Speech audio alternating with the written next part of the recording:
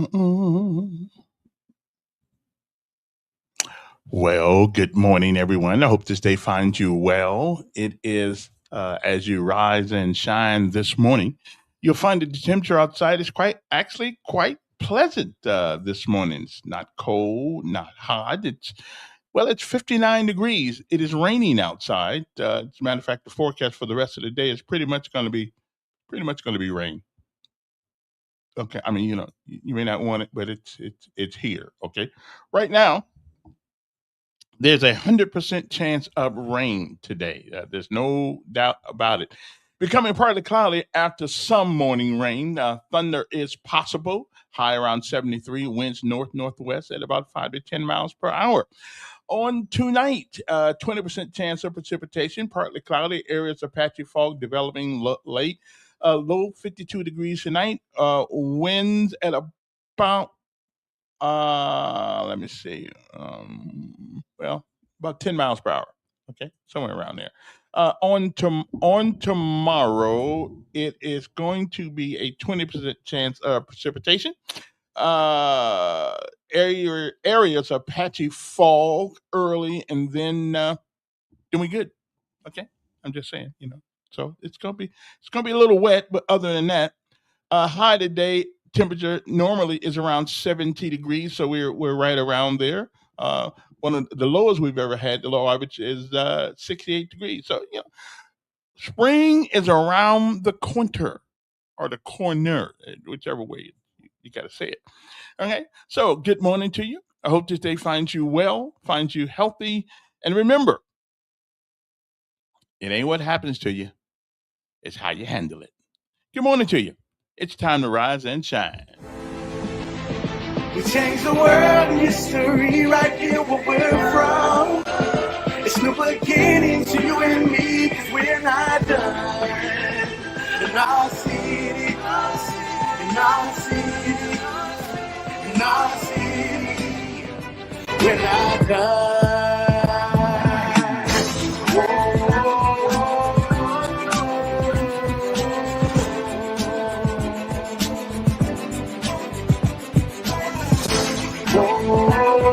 I appreciate that.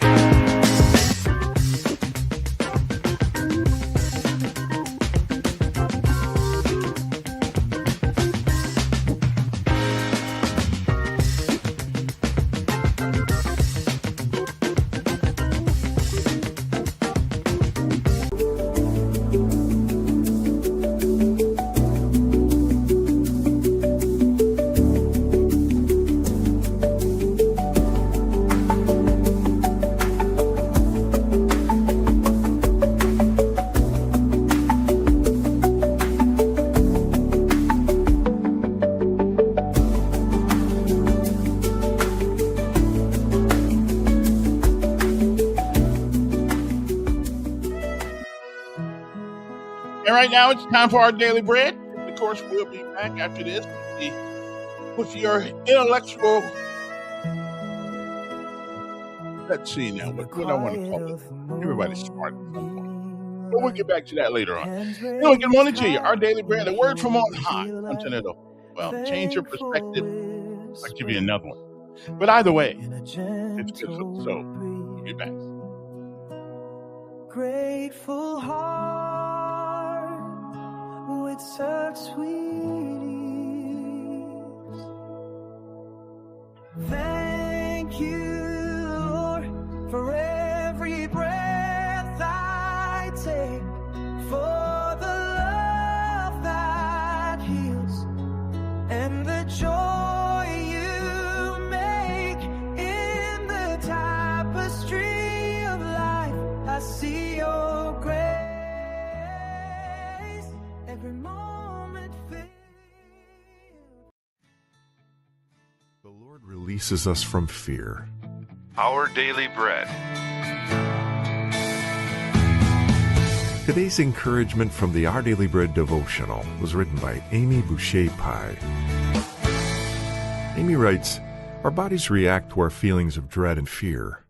A weight in the pit of our stomachs, along with our hearts pounding as we gulp for breath, signal our sense of anxiety. Our physical nature keeps us from ignoring these feelings of unease.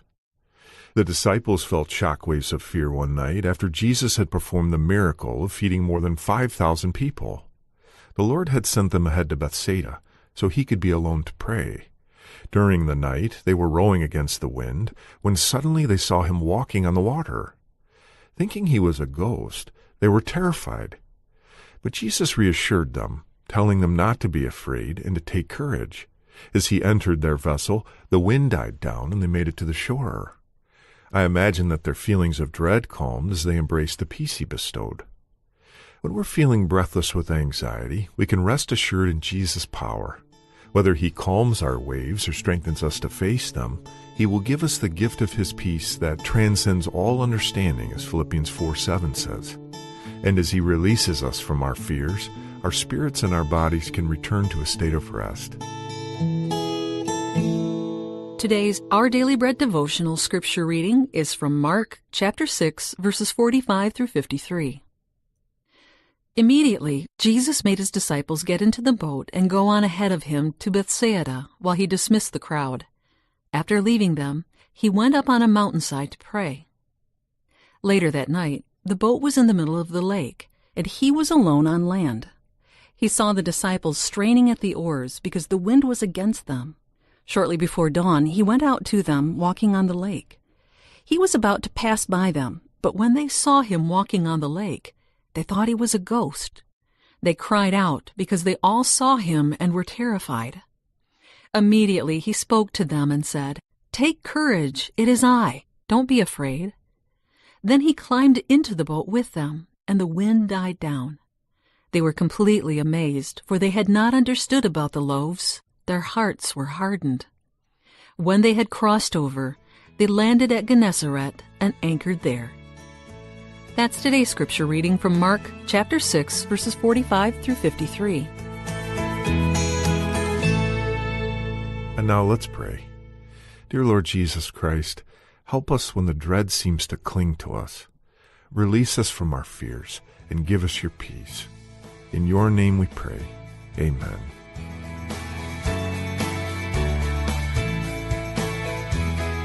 Today's encouragement was provided by Our Daily Bread Ministries.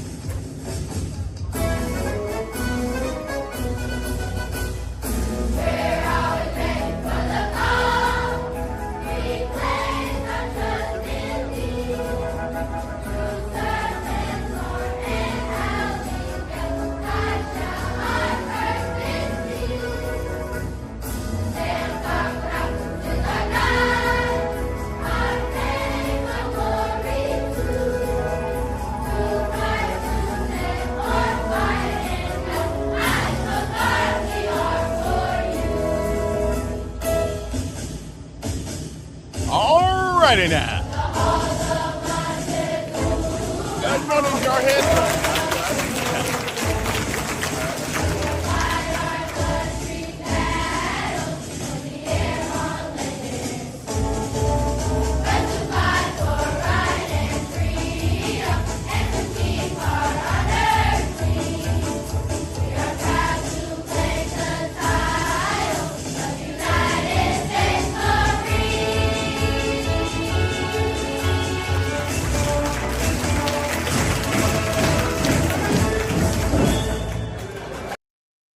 All righty then.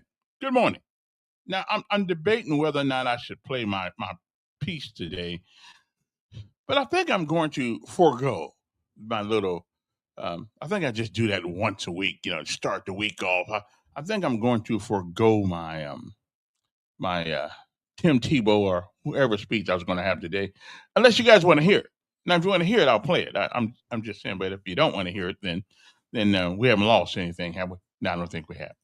So anyway, good morning to you. But I do want to give you the lesson of life this morning, because I think if you think about this statement, you are going to be intrigued by this one this morning. And it is this. It is called the lessons of life.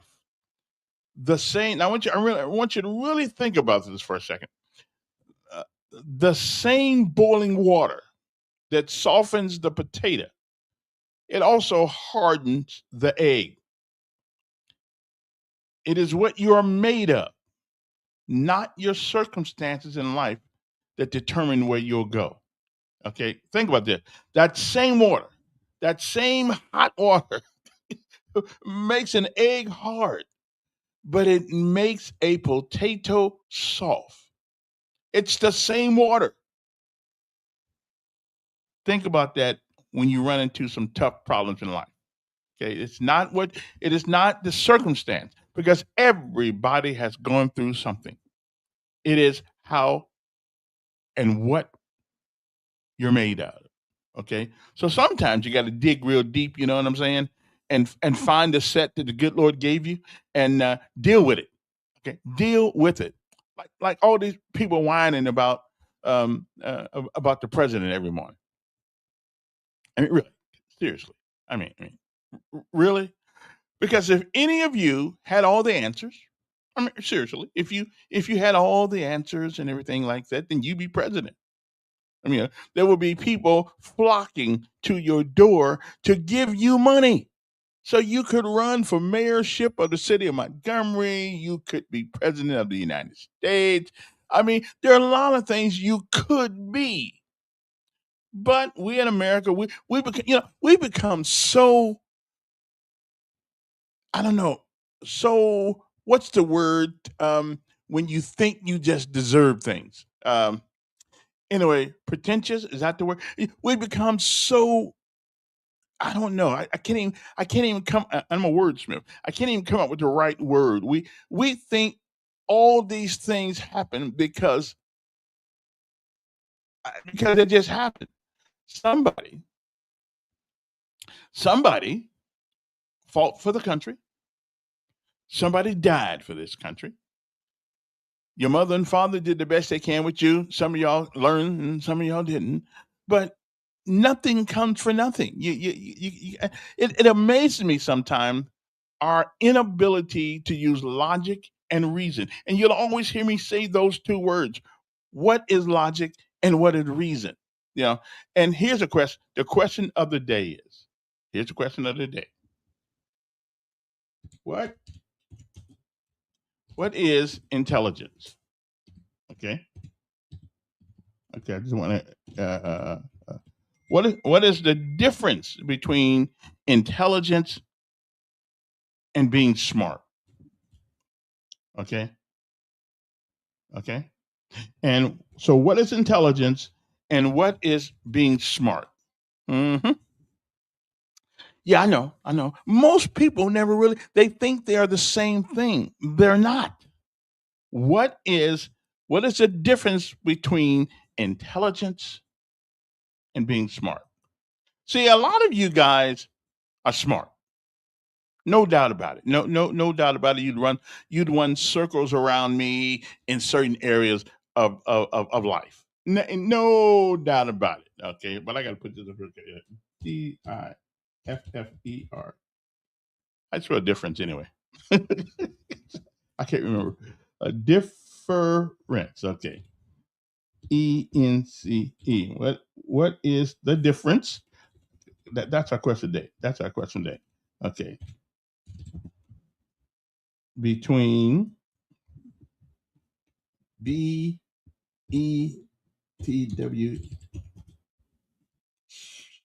smartness.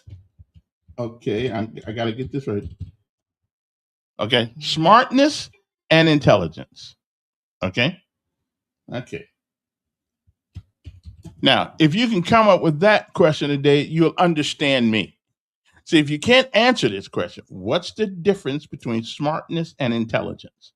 Okay. Now, if you can answer that question today, then you, my friend, are in the same category I'm in. Okay. If you can figure that out, the difference between being smart and being intelligent. Because see, we got a lot of smart people in America. A lot of smart, but somewhere along the line, we have lost the art of intelligence when it comes to our thinking, when it comes to our thoughts, when it comes to deciphering um, true from BS. Okay, I'm just saying, you might want to think about that. Anyway, so again, the same boiling water that softens the potato hardens the egg. It's what you're made of and not your circumstances. And if you have figured that out already, then you're going to go a long way. You'll be all right today. Okay, you'll be okay. Okay, I know it's Friday, and we're going to look at some of the things that we talked about during the week. Yesterday, the Clintons, they kind of I guess they went before some special committee. Listen, nobody's ever going to do anything to the Clintons. I mean, come on, that's not going to happen. Okay, she looks a lot better though now that she's not in the White House under all that pressure. She looked a lot. She looked a lot better yesterday. And I don't know. I haven't seen Bill. I think she told him what to do and shut up and sit down or something like that. That's all right though. Okay. But the former Secretary of State Hillary Rodham Clinton, who would be president, uh, wasted no time in criticizing Republicans, and we expected that. I mean, we seriously, we expected that. What else would you expect of her? And again, listen, the Clintons wasn't all wrong most of the time, but not totally wrong. Like everybody else up there, the Bushes weren't always right either. They did wrong crap stuff too. Um, so Obama, although there's some people that think Obama should have walked around with a white robe on, he did no wrong. That's what people thought about him. And the media gave him a pass. They did. They gave him a pass because he quote unquote black, but it wasn't totally black. But they gave him a pass. They didn't get on him hardly any kind of way. Okay, but that's okay. He got the black man pass because we didn't want to be called racist. People didn't want to be called racist, so they gave him a pass on many things. Okay. Now I wait for someone to tell me the difference between being smart and being intelligent. Okay. I would love to hear what your take on that is. Okay. And thank you very much. We as Americans have become entitled. We think we deserve freedom. We think that it is our our human right to be free, which it may be instinctively, but it is not how the world works. You've got to fight for it. You got to die for it. You got to bleed for it because men have always had a propensity to want to manage and rule over other men. Okay. And America had some of that going on too. Remember the slave trade and all that stuff. Okay. I'm not beating up on Democrats, but Democrats do seem to not appreciate the sacrifices. Okay. They just don't see they think that freedom, some of them just think freedom just it's here. We got a country because it's our right to have one. I'm sorry, it's not. Ronald Reagan said freedom is only one generation away from being gone. Okay, so I don't think that I just don't think they get it. And again, I've always said since this whole transgender thing started going on and all this stuff. Well, okay, now remember what I've said. If you have a human being that cannot tell you, "Hey, Harobi, good morning to you. How's your mom?" Uh, if you have a human being that cannot tell you the difference between a female and a male, we're in trouble. If we have people leading us who really believe that a man can be a woman, then nothing else they say mean much of anything. Okay, it just doesn't mean much of anything because if you cannot agree on the basic tenets of life, okay, okay, if you got idiots, okay, hold, I'll tell you what I'm gonna do. Hold, let me, okay, let me show you this right quick, okay, and then you'll get me, okay, then you'll understand what I'm saying, okay. Okay, we let me see if let me put okay, get rid of this out of the way. Stop that right there. And let me let me show you what I'm talking about. Okay. Okay, so let's go here. Hold on. Let's go. See, and then you'll understand. And these are the type of people that actually are in charge of something. These are the people that are in charge of something. Okay? Now, let's go here. Now let's go here. These are the people, not him. These are the people that are running industries, that are running nonprofits. But let me shut up. Let me let you hear him.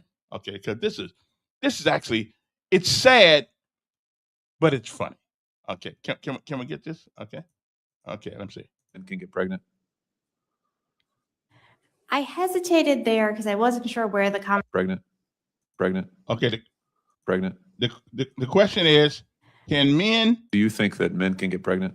There we go. I hesitated there because I wasn't sure where the comment. Okay, now this is a doctor. Okay, this is a doctor of something. Exactly what she's a doctor of, I don't have a clue. But the question is, do you think men can get pregnant?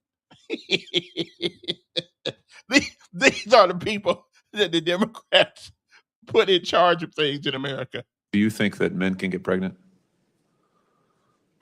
I hesitated there because I wasn't sure where the conversation was going or what the goal was. I mean, I do take care of patients with different identities. I take care of many women. I take care of people with different identities. And so that's where I paused. I think, yeah, I wasn't sure where you were going with that. Well, the goal is just the truth. So, okay, it's a simple question.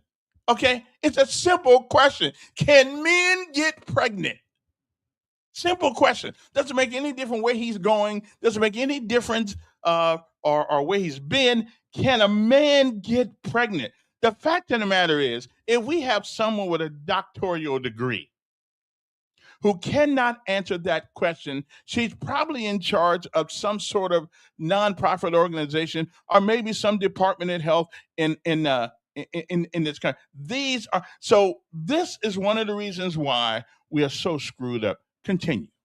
Conversation was going or what the goal was. I mean, I do take care of patients with different identities. I take care of many women. I take care of people with different identities. And so that's where I paused. I think, yeah, I wasn't sure where you were going with that. well, the goal is just the truth. So, can men get pregnant? Again, the reason I paused there is I'm not really sure what the goal of the question The goal is but just to establish a biological reality. You just said a moment ago that science and evidence should control, not politics. So let's just test that proposition. Can men get pregnant? I take care of people with many identities, Okay. but Can men get Again, these are the people that are in charge of things in this country. And you wonder why she can't even answer a simple question. Okay, simple question. And if you can't agree that men don't get pregnant, then there's nothing else that will come out of your mouth that I will I will even gander to listen to. Okay, but let me see where this goes. Okay. I take care of people with many identities, but How can people have many identities? Can men I get take care of pregnant? many women that can get pregnant. I do take care of people that don't identify as women. That Oh, they don't identify as women. Okay, then keep going. Can men get pregnant? again, as I'm saying, Let me just remind you, you testified to a moment ago. Science and evidence should control, not politics. So can men get pregnant? You're a totally doctor, I agree. think. Science and evidence should guide medicine.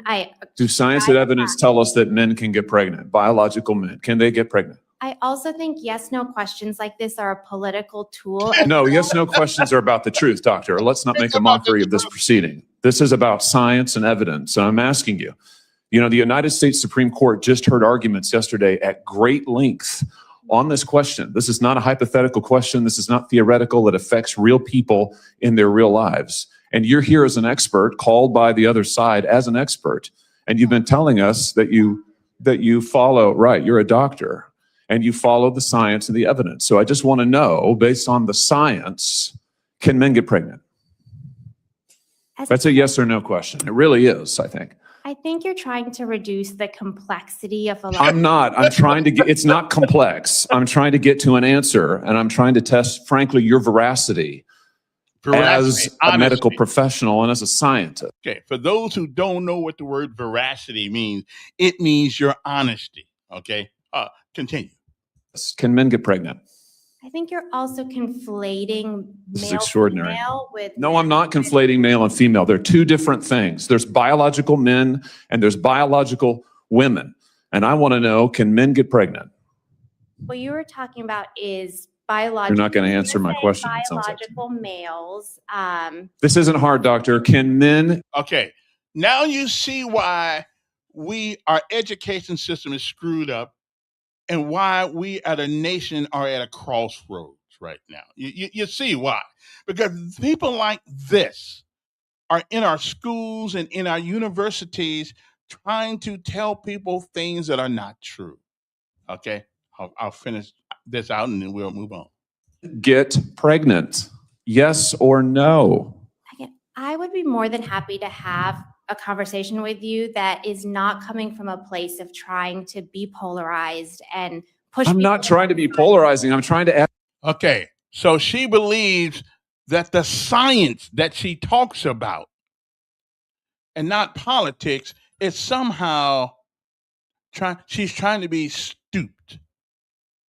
Okay, this is the ignorance that is going on in America, and this woman calls herself a doctor.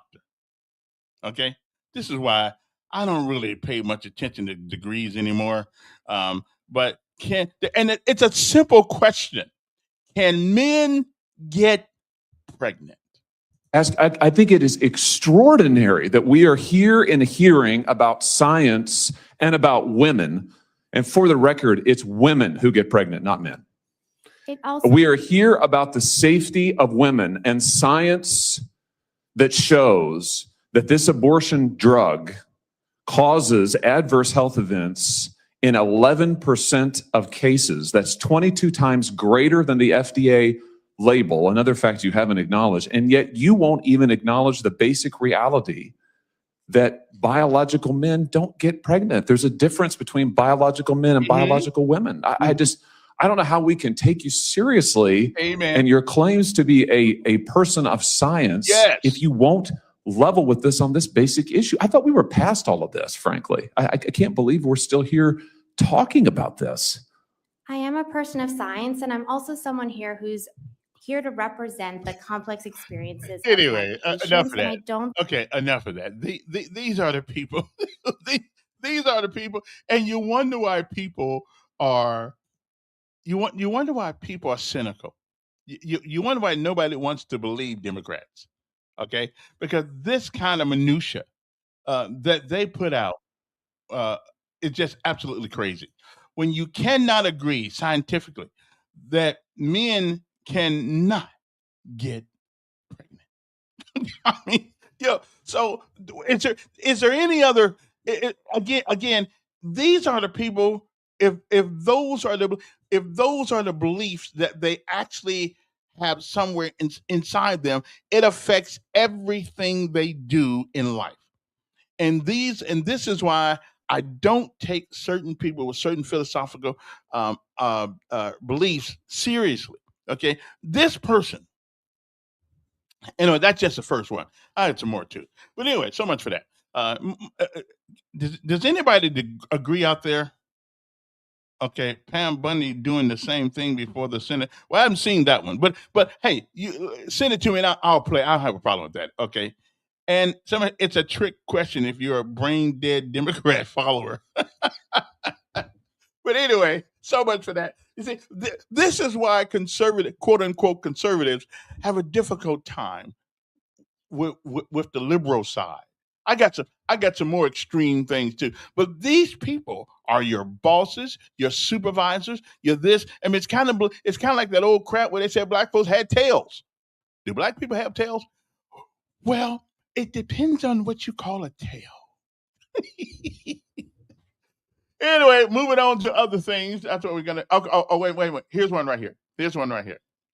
Now, I'm pretty sure that what I'm finna show you guys, I'm pretty sure that you are well. Okay, I'm not even going to show that to you. But are people in Alabama, all of them, but I live in Alabama, so I'm going to go over there. Everybody is trying to send drugs into the prisons using a drone. Now, okay, here's my thing.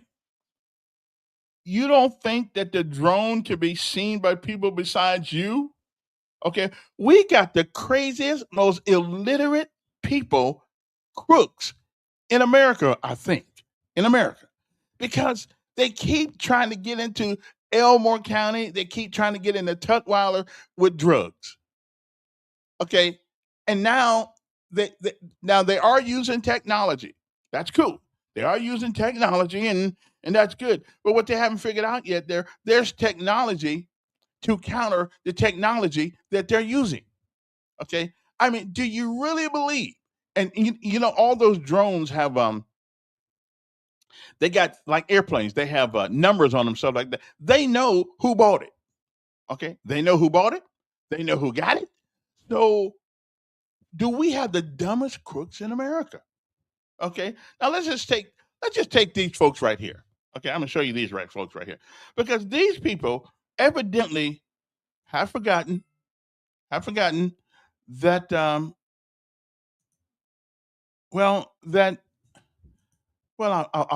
show you. Okay, I just got to tell you, these people right here have forgotten that there are cameras everywhere.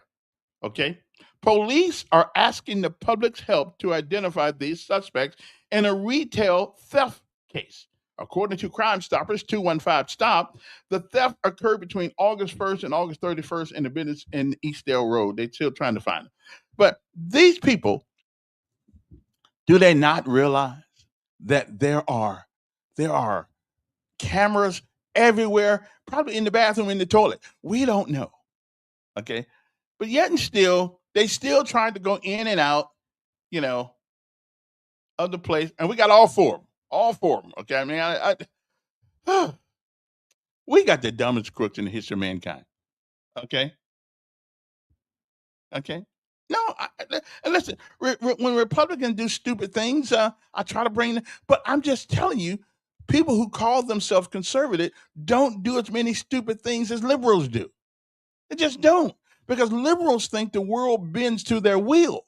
It bends to their desires rather than their realities. Okay, that's all I'm saying. It is not that people who call themselves Republicans or conservative don't break the law either. Of course they do. But I must admit, the liberal side of the House certainly, well, they're special. Okay, they really are special. Okay, I guess we ended up with brain dead Republicans in charge today. Well, no, I'm not a Republican. Okay.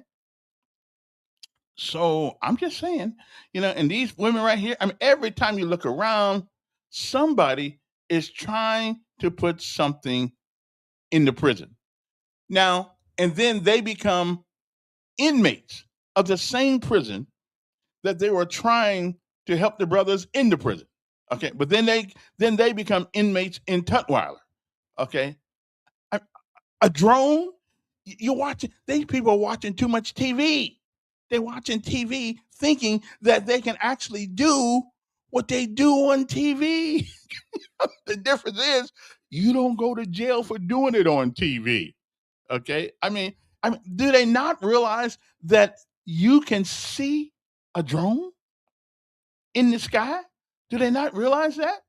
I mean, really? Okay, I'm just saying. But anyway, and here's one right here. I don't know. I don't know why some people have this desire for children. I don't. I just now I will tell you this. I used to think that the liberals did that, the children thing, but we got some conservative people too. There was a judge just in the news the other day. What is this thing with this obsession with children? What's going on? I mean, what's going on? And it's on both sides. It's on both sides. And that's one thing that we got idiots on both sides, you know? Okay. Foley Police Department, along with Gulf Shores Police Department, work together to make an arrest on a connection to an electronic solicitation case. Listen, everybody's computer, just in case you guys just want to know, um, everything you do on the internet has a number attached to it. Just in case you want to know, I'm just going to tell you, it's got a number. Okay. Of course, I'm independent, but stupidity, my friend, is something that has to be called out regardless. Give me a example of quote unquote conservative people doing stupid things, and we'll put that on here too. Okay, but most of the time, it's a Democrat. I mean, that's just the way it is. Okay. Says Shamika, no, the judge gonna let her go. Well, that was four Shamikas right there. I don't know. Your guys, people shot the border guard drone yesterday. Well, whatever, whoever. But in Montgomery, I mean, really? In Montgomery, we're gonna take a drone and try to deliver drugs to the prison? Like nobody's watching it? I mean, like nobody's gonna see that drone flying around in the sky. I mean, really? We really believe that? Okay, I'm good with you. Anyway, yeah, for sure you're not. I'm certainly, as a matter of fact, I'm the most independent commentator in Montgomery, because I don't care what your party affiliation is. If it makes sense, let's do it. If it doesn't make sense, let's not do it. And one of the things that's going on right now, and listen, people in Montgomery, our arguments cannot just be made by using the word racist. Okay. Barrett Gilbreth, who I believe he ran for mayor here, he said it's not racist to want more police in Montgomery, which is true. It isn't. This came up because Senate Bill 298 is on the thing, and where the state, if you don't have enough, you're supposed to have, I believe, 2 policemen per every 1,000 people. Okay, so if you don't have enough policemen, then the state of Alabama wants to say, well, we're going to come in and take your police department over for you. Okay. The problem is that the law itself was meant, according to people, it was meant to take over Montgomery and Huntsville. Okay. Let me check this out right. Okay. Oh, wait a minute, Simpler Days. I got to put you on my thing here so I can, because I don't want people to miss your sage uh, your sage wisdom and things of that nature. So let me make sure I got you on. Okay, I got you now. Talk to me. Good morning, Mayor. Good morning. Well, talking about looking at things from a different perspective, like that crazy lady. Did you hear that? Old Kennedy's trying to get the old food, what's good for you, what's bad for you, change back to where it's more, basic. Eating steaks and, well, he's trying to get whole milk. Good old whole milk. Mm-hmm. Not chocolate stuff, but the good old whole milk put back in the schools, rather than the sodas and that kind of stuff. So this one crazy woman, she says that if they do that, that's part of the plan of white supremacy, because it's white whole milk. Yeah, I know. Did you see that? Yeah, I've seen that one. Yeah, man. Everything is so if they'd have put strawberry in there or chocolate, I guess you could have had the rainbow selection. But man, you can't even get common sense anymore. No, there's an old thing in church they used to say, you know, there's a God because we got a brown cow that can eat green grass and it comes out white.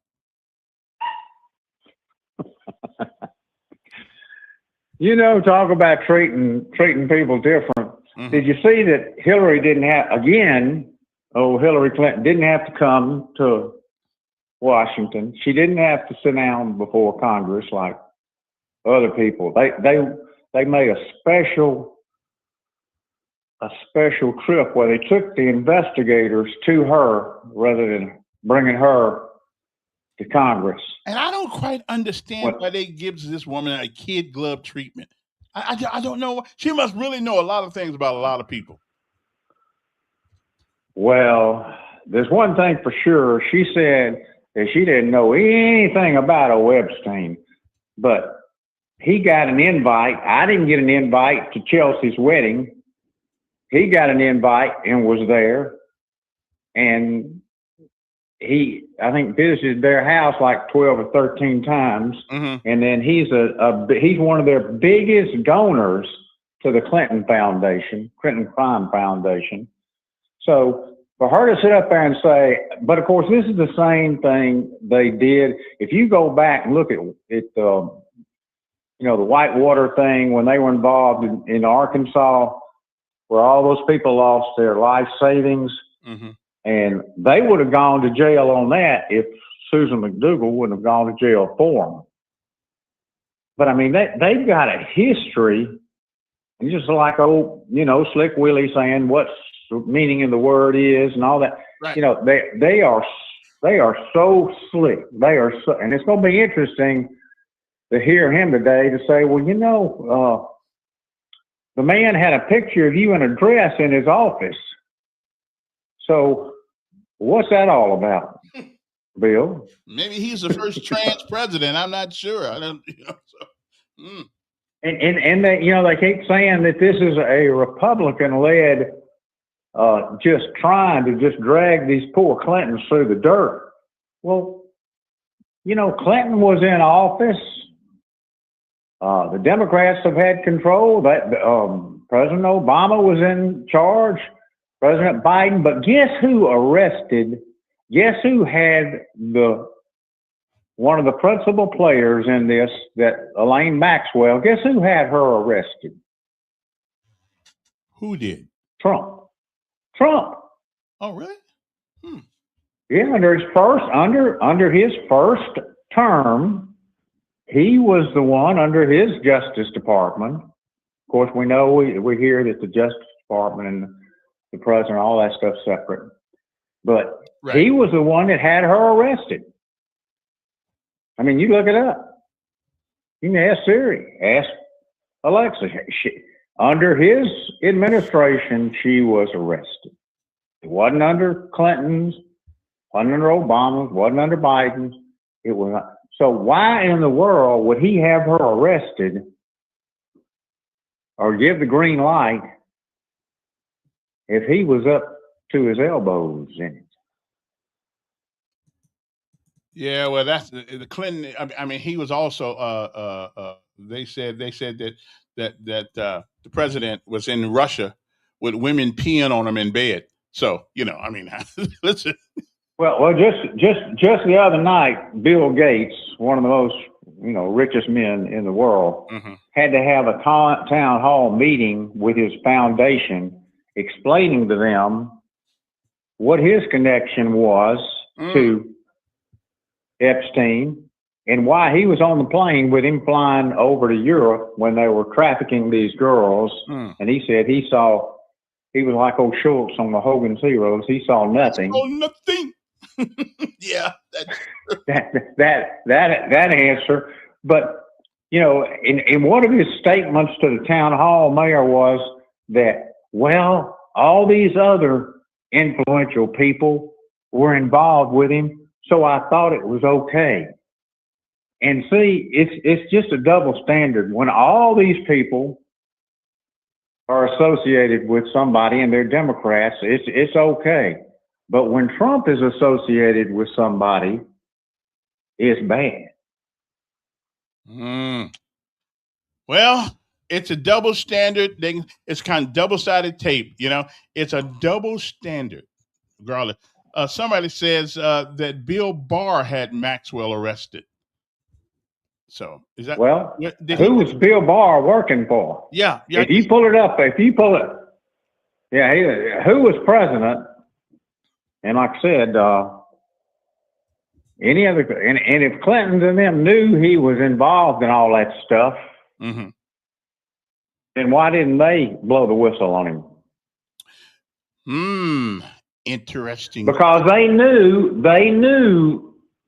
Mayor, Bill Gates was involved in it, and he was a big donor, probably to all the Democrats.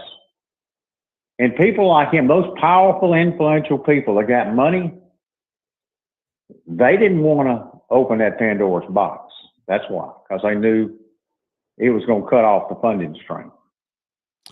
Yeah, I don't think we'll ever get the whole story out of any of this. I think there are too many people involved that have deep pockets and influence. Somebody will pay, but I don't think it's going to be the big boys.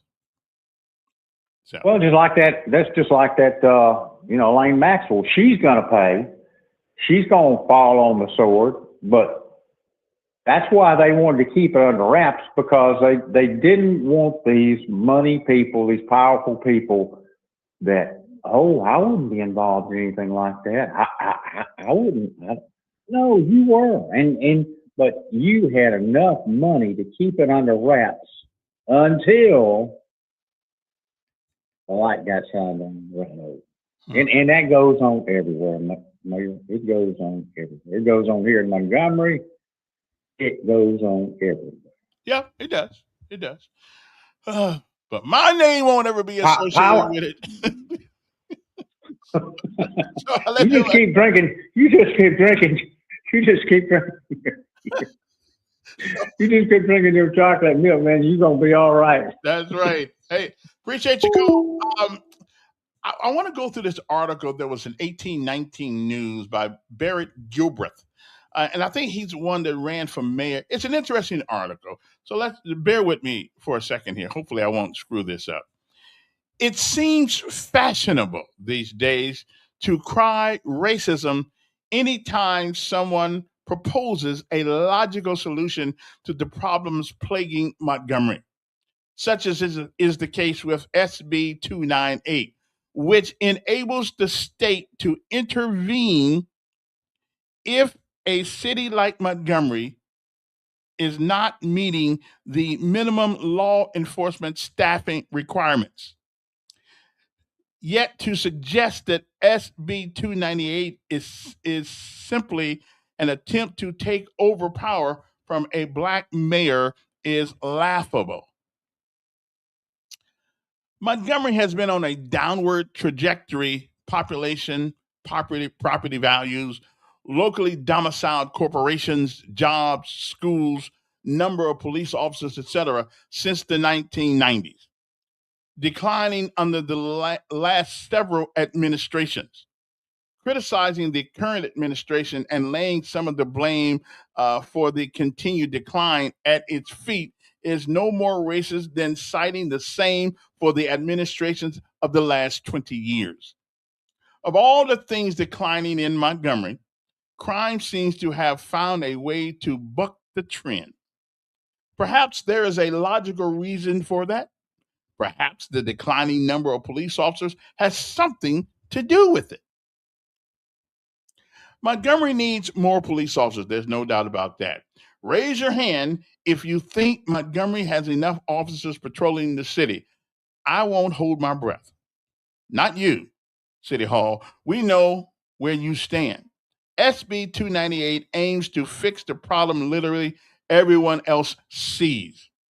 What is wrong with having 2 officers per 1,000 residents, as SB 298 proposes? What is wrong with allowing Class 3 municipalities a grace period to make incremental improvements in their law enforcement staffing? Are you feeling hurt because the state wants to help supplement your police force? If you can't make these small improvements over time, perhaps it's time we acknowledge the problem and do something about it rather than avoid any sort of intervention. What if people go ahead and fight the bill, making sure it dies in the Senate, paving the way for the National Guard to be deployed in Montgomery after a new governor is elected in November? Does that sound better? Of course not. But we don't have the money. We actually do. As my grandmother used to say, that's horse hockey. Okay. Okay, hold on one second. Let me finish this last paragraph. But we don't have the money, as my grandmother used to say, that is horse hockey. For the last several years, Montgomery has consistently budgeted for 400 officers based on the 2020 census, and in SB 298, population of 200,603 is the requisite number. So that is interesting. Now, and here's well, let me take this call. Yes, sir. What's up? Good morning, Kevin. Morning. How you today? I'm doing fine. You want me to tell you what I find so interesting? To piggyback on what you just read from who you just read. It's so interesting that you would have someone to run for office, lose, disappear, and reappear with all the answers. Just about time to run again. These people, they're a hypocrite. Is hypocritical no matter what angle it comes from. Now, Stephen has been the mayor for the last how many ever years. Mm-hmm. If you had something to offer, Mr. Simple Days or Dave Simple, whatever he is, I'm not just talking about him, I'm talking about Brother Gilbert as well. If you had something to offer, why hadn't you tried to offer it to the mayor? I'm sure, I say again, Stephen is a pretty intelligent guy. I don't agree with a lot of things he do, but right is right. If you have something to offer and you think you got something to contribute, don't come on here talking to you and complaining 4 years later when you could have been working along with him all the time. Maybe some of your ideas he could have implemented. It would have helped. Why didn't you help when you could help? Now you back to arrive to save everybody. Who was saving them the 4 years in between? That's what concerns me. Wherein I may well listen to what you were saying. I might well lean your way. But once I conclude that you're a hypocrite, if you're hypocritical about this, you're going to be hypocritical about something else as well. So, again, I say, the mayor have his issues. We all have our issues. But if you have something to contribute and you think you know something, why don't you apply it? Or at least offer it? And then you can come and say, well, I offered it, but he turned it down. I think it probably could have helped the city. Then I'll be more inclined to listen to what you're talking about. Just spewing out stuff. We need police. We got that. Now let's move on to something that can be helpful. We don't have the police. Now what's plan B? You the intelligent one, why don't you help us come up with a plan B? So, that's my field. Hypocritical is hypocritical. And again, I say, if you got something to offer it up. Coming on here every day telling Stephen that do this, Stephen don't know hell. Stephen don't know everything. And I'll tell him that to his face. But if you know something that could assist, why not offer? Hey, good morning to you. Good morning to you. Appreciate your comments there. The question is though, why can't we get police officers to work in the city of Montgomery? Why can't we? Why can't we? I mean, I know they had a ad, paid a lot of money for ad. I don't know how much they paid, but they didn't pay what you normally have to pay for a advertising doing Super Bowl, but evidently they did. Again, I have personally came up with a solution to the police problem temporarily anyway, but nobody's paying the elk dog no attention. But it makes sense. In the military, we have what's called warrant officers. Warrant officers are between enlisted men and officers. They are specialized technicians because of their expertise in their particular fields. We got warrant officers, right? 1, 2, 3, 4, and 5. Now. And temporarily, why don't we bring some of these retired officers back as warrant officers who and their money that they make, okay, has nothing to do with the retirement that they are getting.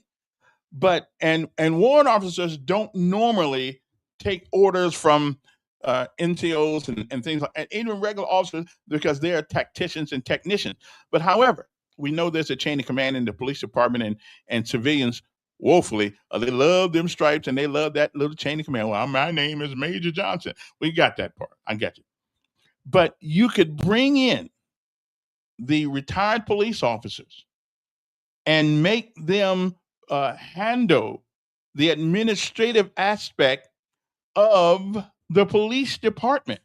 There's no reason in the world for a policeman, at least not with the shortage that we have, to be sitting in the office, okay, but getting bigger, okay, need to be on the street. So bring back some of these officers, the one who want to come, and pay them as warrant officers. Okay, they can do traffic, things like that nature. If they want to come back, I would imagine that some of these people wouldn't mind coming back, making a couple of extra bucks, because I know the retirement's not that big. Okay, so it just seemed like to me that is a temporary solution to our problem. Okay, but here's the one thing that nobody has answered the question about. Since 2020, we are budgeting for 400 officers. Where's that money going? I mean, where is that money? And the mayor, somebody, the governor, where is that money going?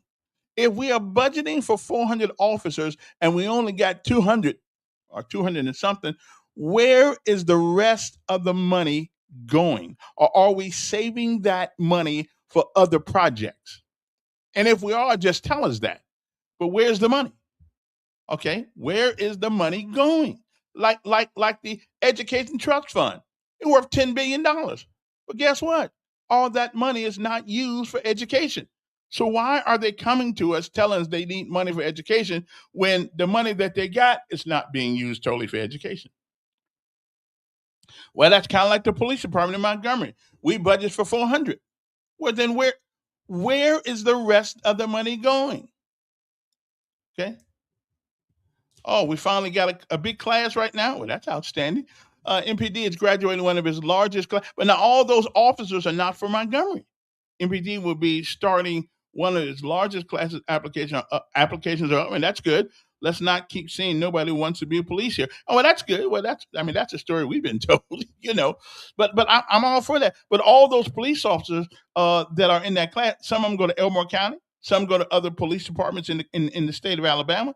So it, and it's good. Listen, it's good. But again, that doesn't answer the other question. Why are we budgeting for 400 officers and we don't have 400 officers? And then if we are budgeting for 400 officers, where does the additional money go? I think that's a fair question to be asked by anybody. Then, because if we're not using it for police officers, maybe we can be using it to pave more streets. Get more people on the big trucks, so our sanitation department gets a breather every once in a while. I mean, so why are we budgeting for 400 officers and we don't have 400 officers? Now, I think that's a reasonable question. I think it is. That is a reasonable question that can be answered. Okay, I'm not. Listen, Mister. What's your name here? I don't think that's true. I think a lot of people wouldn't mind working in Montgomery. I think there's some political considerations that people are going over. And listen, let's just face it. Let's just face it. Now, can we be honest? Can we all be honest in Montgomery here? Okay. Now, I love me some Trump, but not everything Trump does I love. Okay. Stephen is a different kind of leader. Okay. You smack him, he'll smack you back. You talk crap to him, he'll talk crap to you back. I kind of like that. I kind of like that, that kind of attitude. If you're going to smack me, I'm going to smack you back. A lot of people here don't like his leadership style. I really haven't figured out what his leadership style is yet. But I can say one thing. We certainly could be in a worse place than where we are. I think he has some, and this is just me. Now, next time he comes on, we'll ask him. I think he had some control issues sometimes. I think that from what I learned from police officers, he likes to get involved, I guess, either administratively or something like that. I don't know. He has some control issues. I think he likes to micromanage the police chief. At least that's what I'm hearing until I get an opportunity to ask him. He was supposed to come on sometime this month, but I haven't seen him. So, but a lot of this stuff now, is kind of like the whole Trump thing here. Listen, when you although he has been in office a while now, this is on him. I mean, again, he's not responsible for where we are with the lack of policemen, but he is accountable to us. And somebody needs to tell me, somebody tell me, why can't we? I mean, why can't we get people? Because evidently the sheriff department doesn't have a problem. I've been trying to get Z to go to the sheriff department, but he, no, Dad, I don't think I'm gonna do that. Okay, can't make him do it anymore. So why are we having a tough time getting policemen in the city of Montgomery? There must be something in time and space that we are not looking at. Why can't we? Somebody said, his campaign pledges, things could be worse. I didn't say that, Stephen. I mean, that's just something that the brother said. I didn't say that. I'm sorry. I didn't say that. Things could be worse. Robert E. Lee High School needs to be rebuilt. Okay. Okay, what did it say? DS announced yesterday that a $77 million expansion. Yeah, I heard that, with an additional 100 new jobs. Somebody wants to invest in Montgomery. Yeah, I heard that yesterday. I didn't know, what is DAS? Who is that anyway? Okay, what is DAS? I don't know what that is. Of course, I don't know everything. The sheriff department is short-staffed also. Okay. I don't know if they are or not, but if you say so, I'll believe you. I mean, I guess everybody's getting kind of short-staffed. The question is why? Now the sheriff. Now this is the first time I heard that the sheriff department was short. Because my understanding, they got all kind of people waiting. They got a back line. They got a line waiting for people to want to be sheriff's officers. You know. So I don't know if that's true or not. Does Z want to lay in bed all day, or he has got to do something? Of course, everybody's got to do something. Listen, I think it's good for him. We talked about it, but can't make him. He likes computer stuff, so can't make a brother do what he don't want to do. Because one thing, that's like getting a soldier who don't want to be there. So drafting me rather than me volunteering. Rather have a volunteer than a draftee any day. Um, okay. Hyundai, Kia supplier. Oh, that's good. So there's going to be some jobs out there. Again, do we often? And I'm just as bad as everybody else sometimes. We all want somebody to blame. We all want somebody to blame for things. He said, how many Koreans will they need to bring over to man the jobs? I don't know. I think we got enough people here. Y'all got to stop smoking marijuana. You got to be willing to get up and go to work. Koreans look at work a little bit differently than we do. They look at work as if it's a necessary thing, and it is. But somehow we're passing out food stamps to young men and stuff like that. They don't really think they got to work. You got to work. Korea want to expand in Montgomery. Yes. So that's now it's and again, if the city of Montgomery would put a bus route out there, I think we can get more people to work. Okay. Because if you don't have the money and the gas, get way out there, and then you mess around, you don't have insurance on your car. Next thing you know, you're arrested. They got your car. You can't even get to work. So we need a bus route. We've got to help. We've got to help the people who want to work to get to work, at least initially, because after a little while, they're going to get a car anyway. Okay. But we need a bus route that goes around the bypass and goes out to Hope Hall. Okay. We need, that's what we need. We need a bus route out there.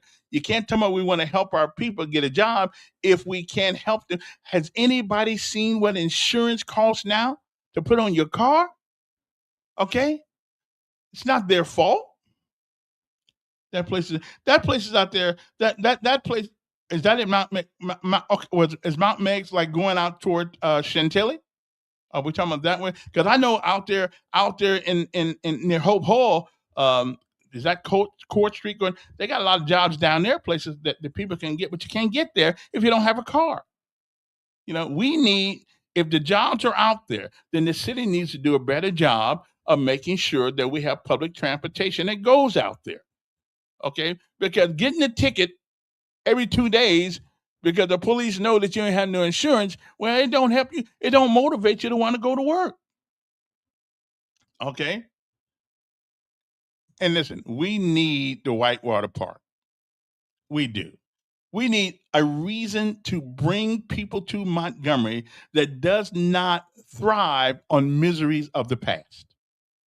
Okay, we need something that's motivating, something that is endearing people, something that you can write your kids about later on. This, something that the Air Force can say, hey, Montgomery ain't that bad. They got this thing called Whitewater Park down there, where we take the kids in the summertime when it's hot, we can have a good time down there. I honestly, if the only thing we got to offer people as a tourist is what white folks used to do to black people, I think, I'm not for that one. Although I understand it, and the guy did a great job over there. They did a fantastic. They got a new hotel over there, but again, we keep specializing in misery of the past. I think Whitewater is the essential thing we need to balance. Okay, to balance the history of Montgomery.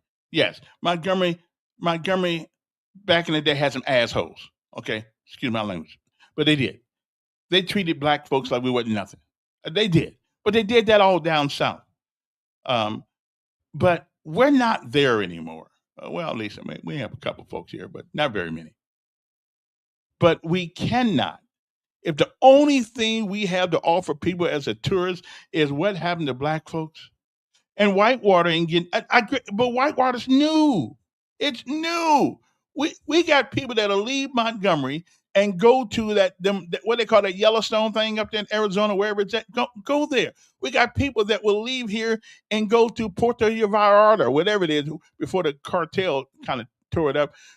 People will go places if you make it worth their while. And if all we doing is keep talking about Whitewater this, listen, we need something besides the misery that Black folks had to go through in order to come to Montgomery. We need something, and I think Whitewater is the ticket. Listen. Now, to be honest, though, I don't. I mean, Black folk don't have a history of water sports. I mean, we just don't. I mean, every once in a while you see a Black guy in the water in the water polo thing, but that don't happen too often. And we don't want to hide. We don't want to hide the history, Camilla. We don't want to hide it. Everybody knows about it. You can't live in America without seeing something about Montgomery, Alabama, and its past, and its past. You can't live here. It's always out there. Okay. It's there. But I think Whitewater, at some point, if we put the money, a little bit more money in it, to market it the right way. Because those folks out there on base, most of those folks are from someplace else. They would come if, in fact, we would market it the right way, put something out there to make people.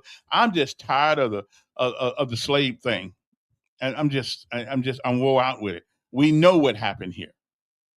Okay, and again, we're making lots of money on misery, but at the end of the day, okay, give us something that people can move here for. Give us something. People are not going to move to Montgomery because we showing what white folks used to do to Black people. Nobody's going to move here. Nobody's going to move here for that. But they may move because they have access to that water, to Whitewater and things of that nature. And we need something else too. We need a lot more things. We need a better public transit system. We do. We need a transit system. Make me want to park my car on the side of the road and get on the bus. Okay? Make sure the bus got some air conditioning on it, though. Don't just give me stuff just because you want to give it to me. Make sure that the air conditioning is working on the bus. There are lots of things we could do. Let me see. Yes, sir.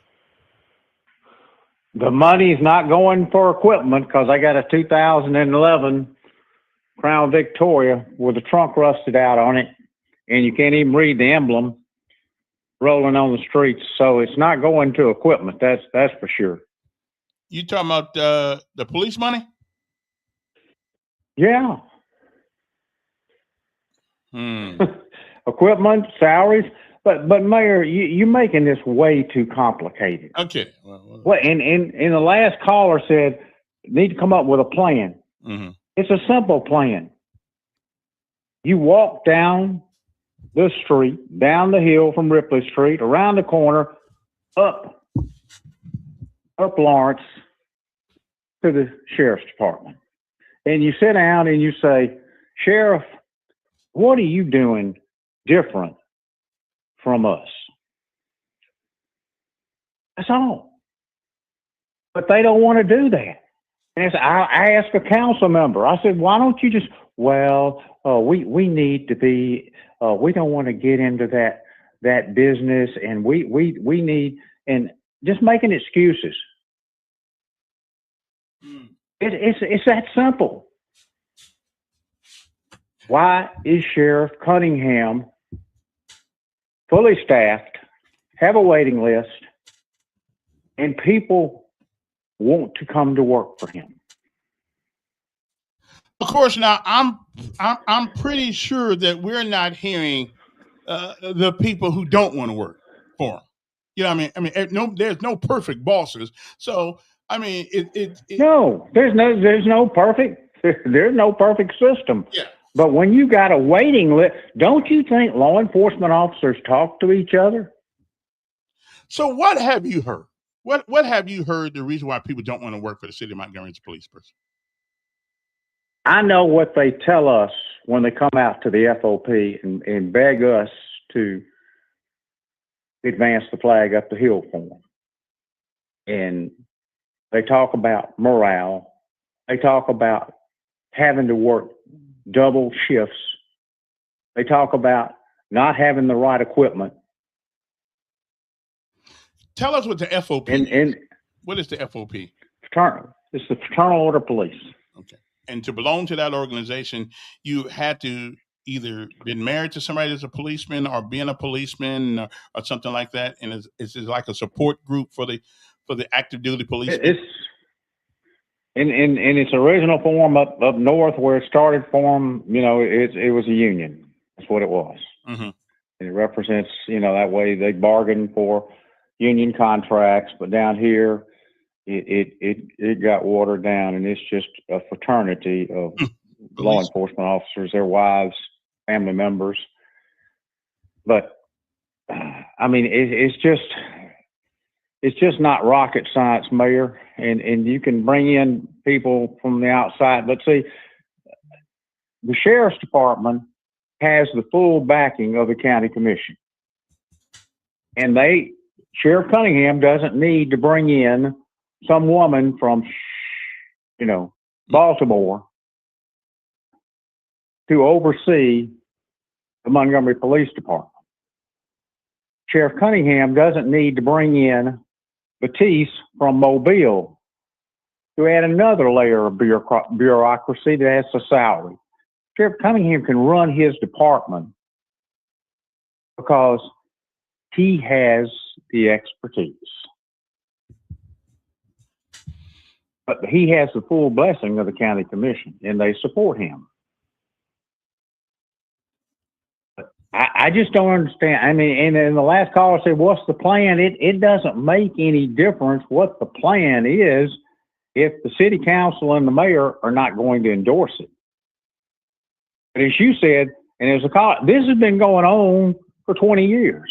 And when Montiel was on the radio, he used to get the mayor, and the mayor quit coming on there because he got, the Strange mayor, he got in the hot seat, and he kept wanting the numbers. What's the number? Is it 441? Is it 328? What's the number? But when you've got 200 folks down there, and they have to do administrative work and the whole 9 yards, and how many people do you actually have on the street sworn officers? And that's why he's going to spend millions of dollars going to this group in Louisiana to work at, because they don't have anybody. Now, somebody just said there's a difference between a sheriff and a mayor. Yeah, there's a difference, but the sheriff has the backing of the county commission, and that's the difference. Yeah, exactly right. There's a difference between the sheriff and the mayor. So, are you saying that the current mayor does not back his police department? I'm saying that there is and has been a declining morale problem down there. And that leadership starts at the top, as you know, being a prior military man. Mm-hmm. And you can either coach them up, or you can stand silent, or you can coach them down. And you hold people accountable for doing the right thing, and you hold people accountable for doing the wrong thing. But there's just a and like you said, it's been going on for 20 years. This decline. Well, I do know one thing. Emory Farmer had the support of his police because they knew he had their back. I do know that, and he didn't play around when it came to supporting his policemen. And if we are saying that there's some problem with the support of the police with the mayor, which I don't know of any, maybe that needs to be looked into.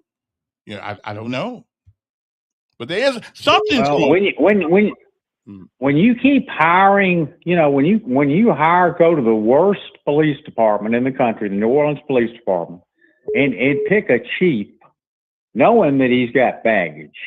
Mm-hmm.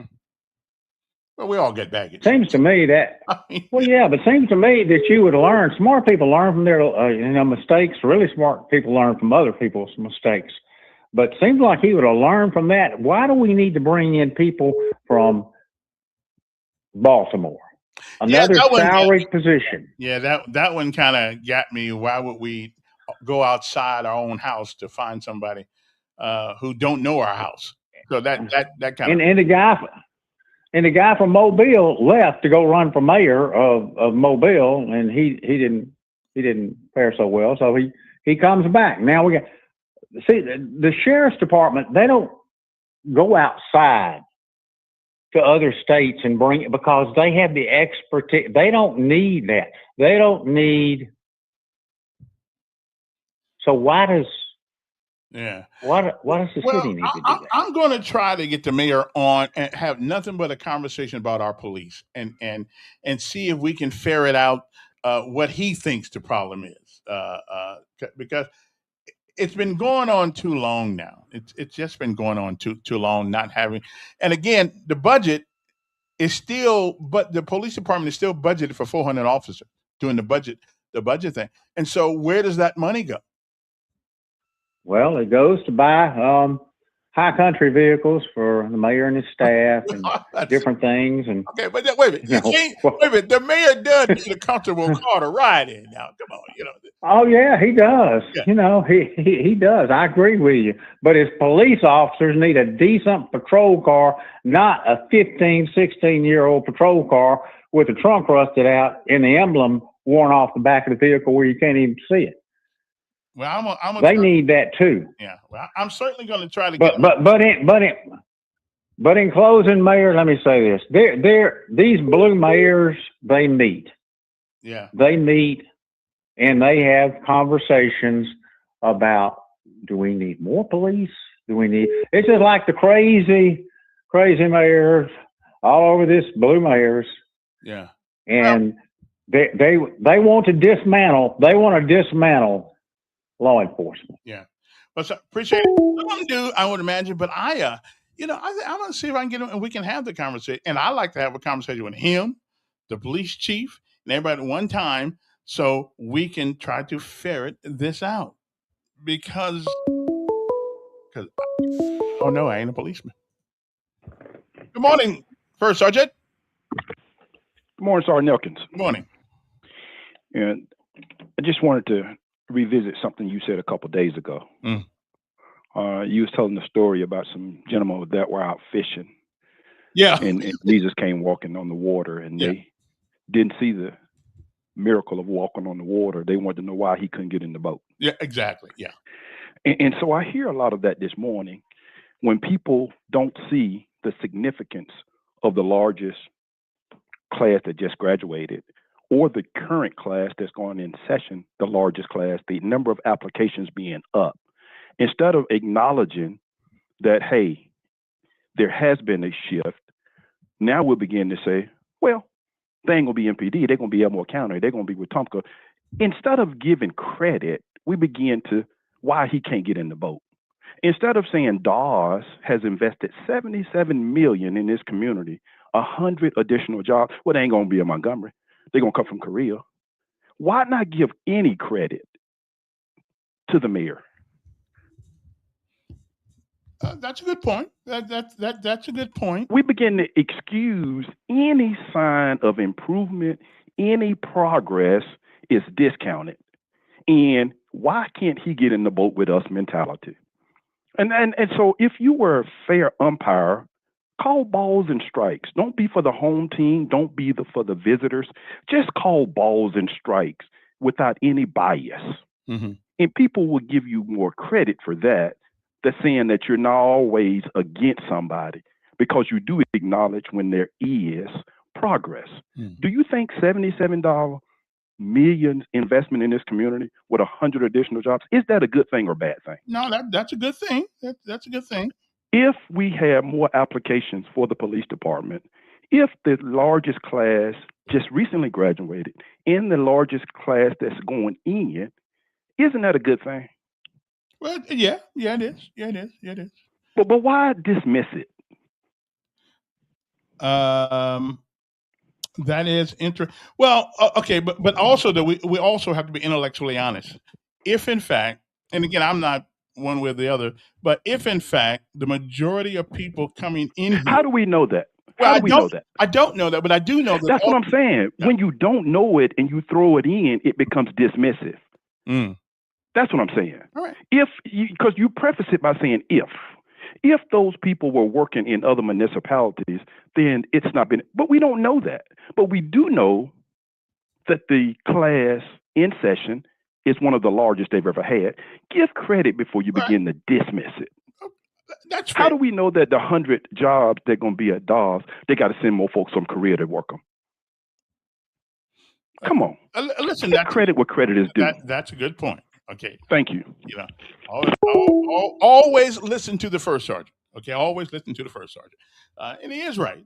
Yeah, I don't know if it's about color, Camellia. I don't know if it's always about color, but it certainly does seem to play a fact. But again, now the one question though that I think we have a right to ask, and that is why are we budgeting for 400 officers? We only got 2 something, and where does that money go? Yes. That's you. You're on the air. How you doing? Doing fine.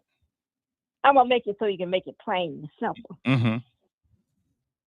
If the man would fire that woman that he brought in here from Baltimore, wherever she came from, and get their guy, if the mayor could turn to another vernacular color that they like and say yes, sir, to everything they want in Montgomery, the powers to be that run Montgomery, he will be all right. Until then, they're not going to find anything good to say about it. So that's the problem. He gave them their white police chief, that didn't satisfy them. So what else can he do but just sit and wear it on out until his term is up? And I hope he run again. Who runs again? The man. Well, so they can really fall out and have a connection. Well, that's next year. We'll find out. Well, we sure will, because that's the problem with Montgomery. If you now bow, if you don't bend your back for them, you ain't gonna never be accepted in this place, and you know it, and everybody else knows it. How long should well, let me ask you a question. How long should people wait to see something that is conspicuously different or better? How long should that time be? I mean, you got. We'll see it when Jesus returns in this place, because nobody wants to work together. Everybody wants their own little minions in Montgomery. It's been that way. It has not changed any. I thought maybe when the younger generation came along, it would be better, like the little mayor that we have. His generation, I thought, would change it. But not until these old fogies die out, it's not going to ever change. They got to die out. And that is, I mean, our age on. I thought the children after our children would have changed it. But the old folks don't put it in their heads, and it's getting worse. It's not getting any better. Well, it's certainly getting better in some places. You know, I don't Montgomery, know. Alabama. Well, not Montgomery. We don't want to see any young people come here and take this place over. You can't turn the reins over to young people, because people are old heads that won't get out the way. Well, but just because you're young don't make you better. Yes, but they got forward thinking. You can't some of that, right. But wait a minute. I just showed you some forward thinking last hour when a woman couldn't say that a man can't have a baby. So forward thinking don't necessarily mean good thinking. Kevin, yeah. Politicians are politicians. Yes. What you played was nothing but being political. No, that's all it was about. Because everybody with common sense know a man can't have a baby. We do know, but if you can convince young people, if you can convince our young people that that's not necessarily true. Those are the future leaders. Yeah, but you're not going to convince the right ones that have been raised right. I keep telling you that you can only be fooled if you have been raised not believing male and female. You've been in the operating room. You know who produced a baby. Why ask that dumb question? The question was not. Earth, the question was one not dumb. question on this earth that a person have had a baby, and nobody can only say it was about God, and that was Jesus. Okay. And other than that, nobody else should be asking stupid questions. Okay. Well, it ain't the question. It's not the question that was so stupid. It's the answer that was stupid. All they were doing was putting on the show. But it doesn't make any difference. Truth is truth, whether you're putting on a show or not. Can a man have a baby? Of course not. We know that. We don't know. But she couldn't answer it. She wasn't going to answer it. He was going to try to make her answer. So they went back and forth like two idiots. There is but one answer. There's one answer to the question. Eventually, he should have stopped and had some sense. Because when we looking at it, both of them were fools. He trying to make her answer. She tried to tell him I'm not going. I think they was trying to get money from the government, and he wants to know if he's going to give money to somebody. At least they should be armed with common sense. The world should be armed with common sense, but right now we are not at that place. Okay. We haven't been at that place since 2016, but everybody came out their closet being foolish. All righty then. Appreciate it. Again, it's the question that has not been answered this morning. Okay. What is the difference between being smart and being intelligent? Okay. What's the difference? Anybody know the difference? And then if we can figure that out, okay, if you come up with the right answer for that, then you'll be okay. Okay. Now, I'm not having a problem with the difference between being smart and intelligent. I tell you, most people don't know the difference. They don't. They don't know the difference. They think they're one of the same. They're not. Okay. I'm just telling you. And since I'm the smartest guy in Montgomery almost, I can understand why I know the answer to that question and other people don't. Okay, I'm just saying. You gotta know these things. Okay. Anyway, moving right along. Let's see the numbers here, just in case you want to give us a call. Now, if you want to join the studio guests, I'll let you do that. But I'm going to do my best to see if I can get the mayor on and the police chief on at the same time, and see whether or not they understand the misunderstanding of the general populace of Montgomery. Okay, because the general populace of Montgomery don't quite understand why we cannot seem to get policemen to work here. And when the sheriff department, of course, gets people. Okay, so I can't answer that question. Is the mayor doing something that is making people not want to be policemen in the city of Montgomery? Is the police chief doing something that makes people not want to be police in Montgomery, Alabama? I don't know. Okay. So I'm going to see if I can get them on, see what we can do. No, but, and again, John, I know the difference between being intelligent and being smart. Most people don't. That's why I'm here. Okay. That's why I am here, to tell you the difference. Okay. Moving right along. And we were talking about before I got so rudely interrupted here. Well, I wasn't rudely, but is that this editorial by what's his name? Galbraith.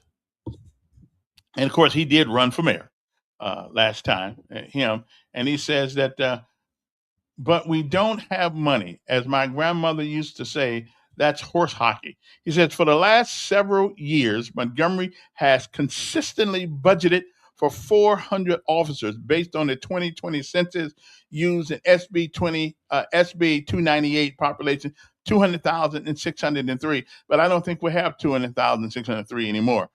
The requisite number of officers for Montgomery would be 402. too. So the budget is in the right place. Now, it seems the actual number of police officers is as protected as the nuclear codes because no one would ever give a straight answer. They said, my guess is that the number for officers in Montgomery today is around 235. That's probably being generous. Math says we are 165 officers shy of what our budget covers. So where is the money? And then there's the issue of unspent funds going into discretionary funding. Now that's an interesting one. And who gets to say over how it's spent? Okay. What if that budgeted money was actually used on law enforcement? Based on the next text of the bill and the current officer shortage in Montgomery, the city would need to hire a minimum of 17 new officers in year one and the grace period to avoid potential intervention by Alpha. That's 10% improvement of the 165 officers deficit. Okay. Rounding up, of course, given the current staffing levels, however, Montgomery needs to make more than the minimum increase over the next 5 years to be in compliance.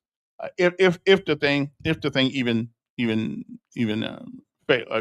goes through. Anyway, I know people have. Listen, we all are great complainers. That's true. These incremental increases, ideally around 35 officers each year for the next 5 years, would continue until the department is fully staffed per the ratio in the bill.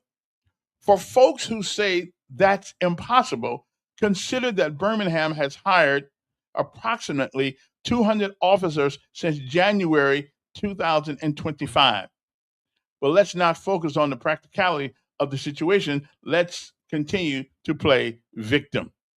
The enforcement of the bill is equally as straightforward, too. If, for whatever reason, Montgomery can't make the necessary incremental improvements each year, the bill states that ALEA may assume operational oversight of the department. And if ALEA chooses this path, the unspent budgeted money there to cover the whatever assistance Alpha provides, ALEA provides, that makes sense too. Anyway, it is an interesting thing. This thing is just way too long. But he does make some good points. He said, whether or not SB 298 passes, Montgomery needs help. What help looks like, well, is how it ultimately arrives in a matter of opinion. It's also fair, albeit another opinion, to say Montgomery needs new leadership. The opinion, however, is not racist. That's a fact. Now, Baird Gilbreth is a graduate of Jeff Davis High School and Auburn University. He is a husband, a father, and businessman, conservative voice in Montgomery, a former mayoral candidate. And of course, again, I think you can say that, if the people of Montgomery wanted him, they would have hired him as mayor. Okay. I mean, he could have been hired, although I must admit he didn't get here until like 3 or 4 weeks before the race started. So, but anyway, I wonder if I can find him, bring him on. Yeah, get on. Anyway, other things going on. Man, it's getting late. The bill further reinforced. Oh yeah, and Kansas is actually doing a good thing nowadays. They are the measure. They also invalidate transgender driver's licenses and birth certificate. Listen, whatever you were born as, according to them in Kansas, that's what you are. Okay, we ain't gonna play this. Yeah, I know I was born a guy, but I'm a girl now. No, they don't play that. They said no. You're going. You don't get to change your sexual identity, not legally anyway. Now you want to get with the boys and go out to the club, you can do it. You can say whatever you want to say. You put on a dress, a pair of drawers, whatever. But you will not officially tell us that you're a woman when you're a man or a man when you're a woman. Okay, I'm well with that. Right on. The country is slowly but surely changing. We're getting back to common sense. Okay. I'm just saying. Supreme Court conservatives signal support for state transgender sports bans during oral arguments, and we ought to. A man is a man is a man is a man, and it's not. It is not by your. It is not by your brain that you are these things. It is by your DNA. Okay, that you are these things. So I'm good. I'm good. So we're getting back to a little bit of common sense now in America. Not all is lost quite yet. Okay, we're getting back. Okay, God said He and him, and not her and Shem. Okay, I'm just saying. Okay, I'm just saying. That's just the way it goes. Okay. Oh, here's one too. Other day there was a issue about a driver. I think it was in Montgomery, who wrecked his car because of the iPhone. Ladies and gentlemen, there is no reason. There is no phone call, and I've done it. I have done it. I cannot lie to you. As soon as the phone rings, I had to answer it, but I trained myself not to do that. I can always go back and see who called. Okay, so I'm saying for your own safety, do not answer your phone when you're driving. Okay, even if you have the thing on the steering wheel, just wait. Okay, just wait. Wherever you're going, unless you're on a straight highway, ain't nobody on the road but you. But I wouldn't do it then either, because you'll take if you take your eye off that steering wheel even momentarily, you can be in an accident. I'm just telling you. That's just the way it goes. You can be in an accident, so don't do it. Some of the highest power bills in the nation. Coleman County Sheriff Matt Gentry called for Public Service Commission to hold public rate hearings at least once a year. Okay, everybody's bill is good. I have never seen such a time that Alabama Power is making more money than it has ever made profit, and yet still the bills keep going up. They keep going up. Okay. I've never seen such a time as this. And so where are people going to live when they own Social Security and they don't have all that money because Alabama Power feel like sticking the meat to us? Where are they going to live? Are we going to have old people now sitting in houses that are cold with no lights because they can no longer afford in their own country to be able to pay Alabama Power, Southern Company? Are we going to have to get that bad before somebody says, something about this is just not right? Okay? Something about this is just not right. Okay? Be a citizen, show ID to vote. Absolutely. Absolutely. Yeah. Mm-hmm. Anyway, and you need you need to vote. It's stupid to say that people can't get an ID. That's just so stupid. State of Alabama will go to your house and give you an ID. So that junk about ID, that's a bunch of crap. Not to minimize, but MPD would be considered a more dangerous job than security at county buildings and courthouses. You're right, but they're making pretty good money. I mean, listen, there's never enough money to pay you for your life. I got that part. But to start off a job with a high school diploma at $51,000 a year is not a bad job. Okay, that's not a bad job. And if you work your butt off and do your thing, you'll be making lots of money. Okay, it's a tough job, but somebody got to do it. But it's not tougher than being a soldier, sailor, airman, or Marines who have to go all over the place, all over the world, get less money. Okay, so I'm not.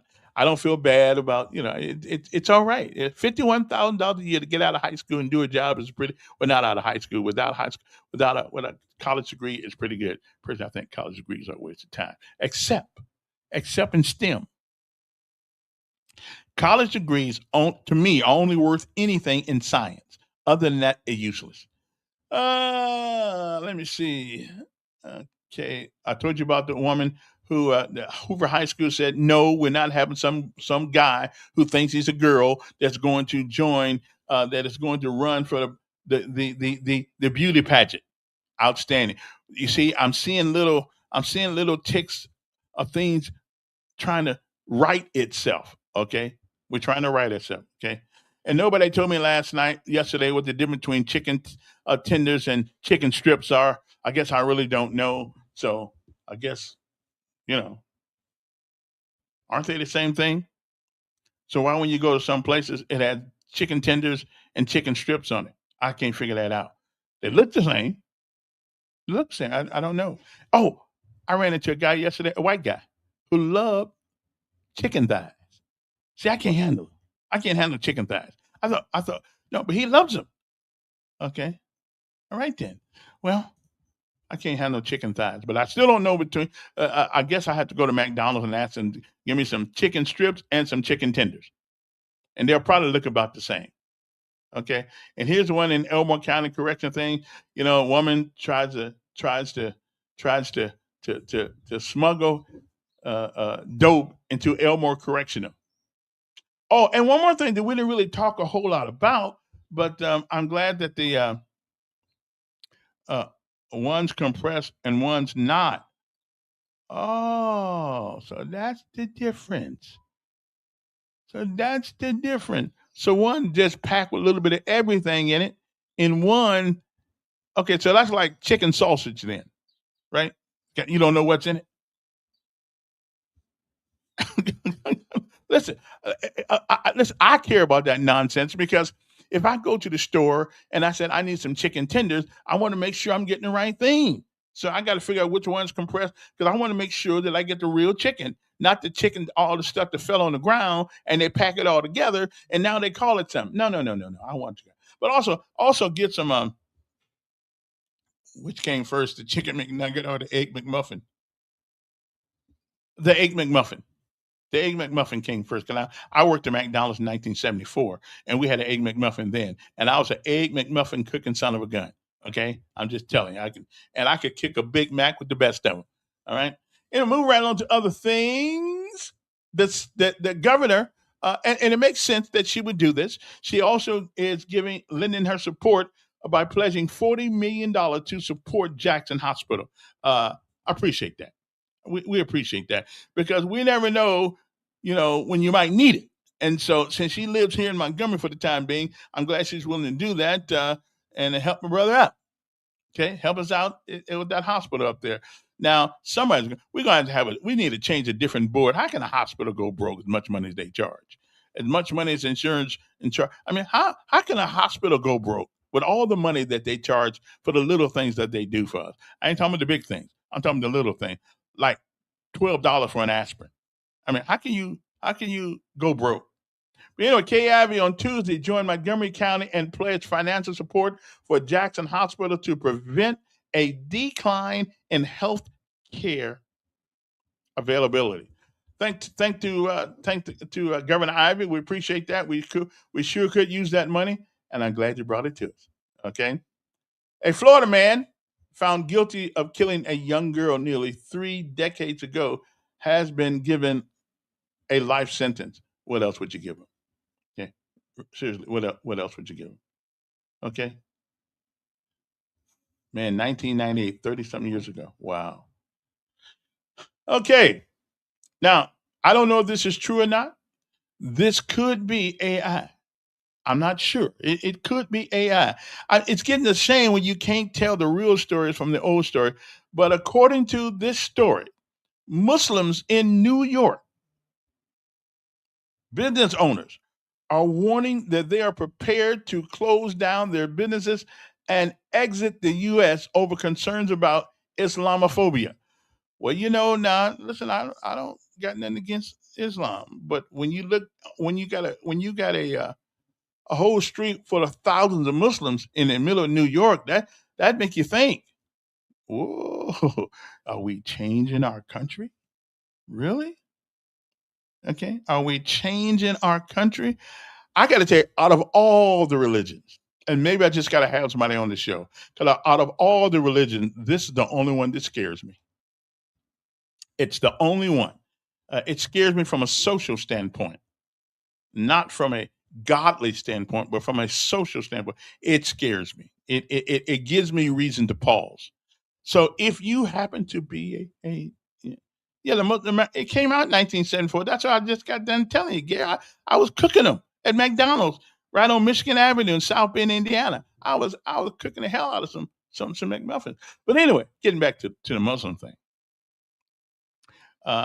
If you're a Muslim, a true Muslim, I would love to have you on the podcast because it is the only religion in the world that kind of bothers me.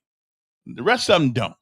But this one kind of it makes the hair on my arm, which ain't much, tingle sometimes because I, I I don't know what to believe. When you got a religion that says you can lie to the infidel, which is me, you can lie to me. How can I believe anything you say? I mean, how can I? How can I? Seriously, how can I believe it? If part of your religion said you don't have to tell me the truth,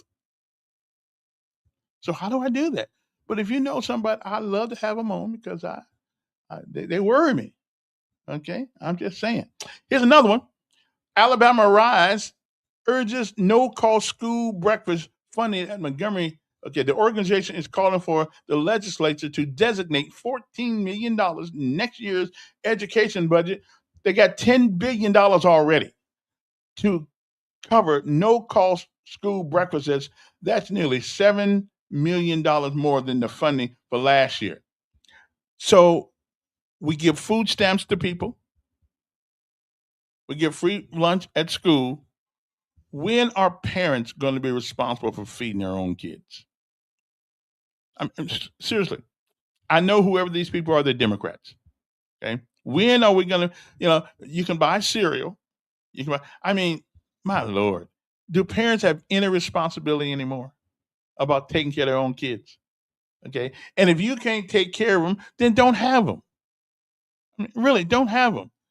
But every time we turn around, somebody wants something else for free.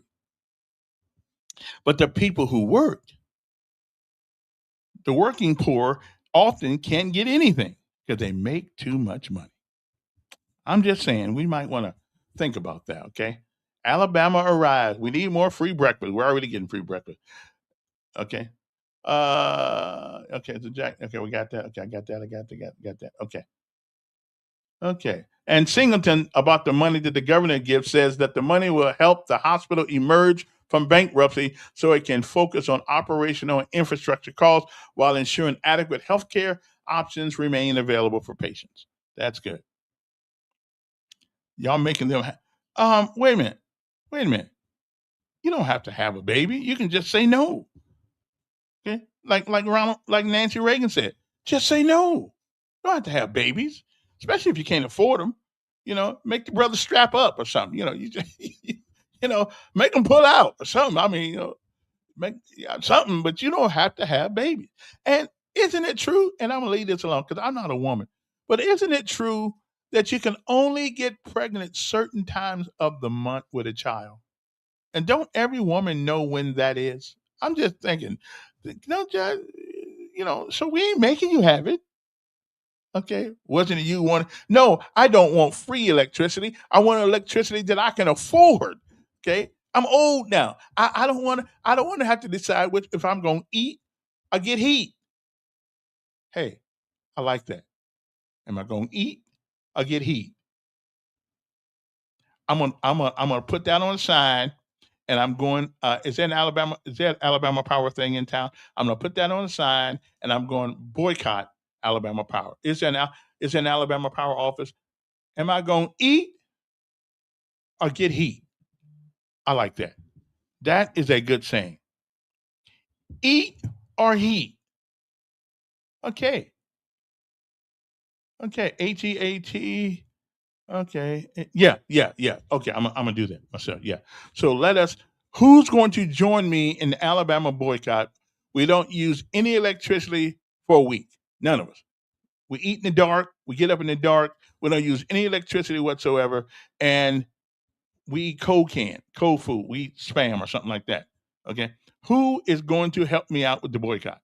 That's all I want to know. Who's going to help me out with the boycott? Okay. Can we see that? Okay. So, and the boycott is either eat or get heat. Oh man, I am brilliant. I gotta go. I mean, I am brilliant.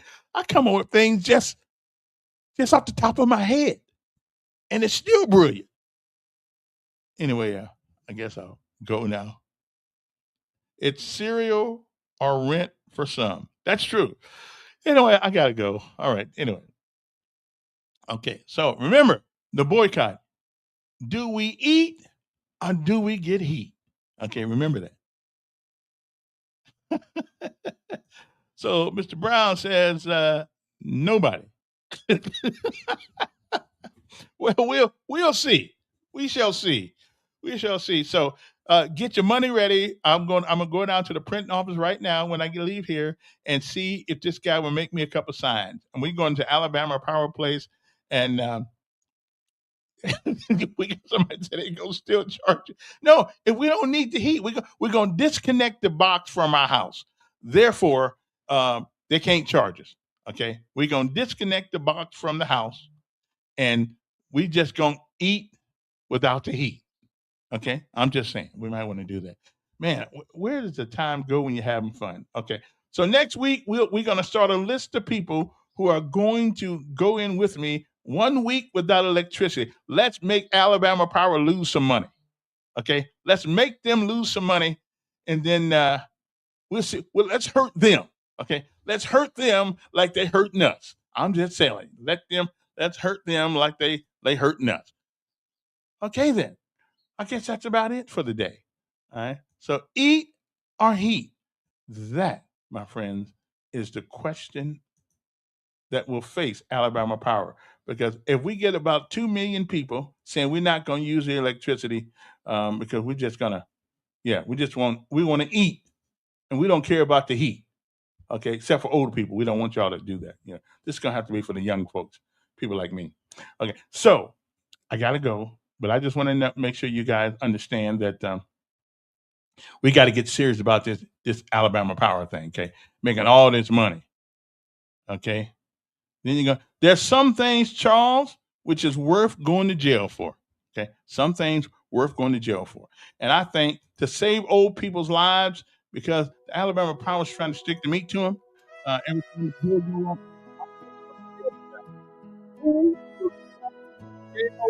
me to protest Alabama Power. Okay, put up or shut up. If you're gonna walk the walk, or you just gonna talk the talk. All right, I will have an online sign-up sheet over the weekend.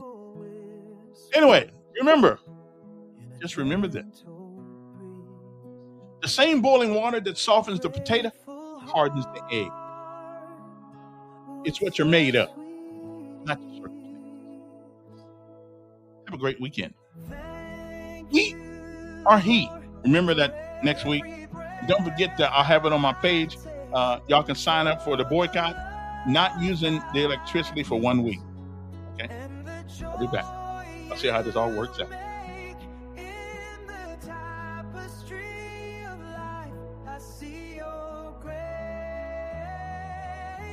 Every moment filled with your warm embrace.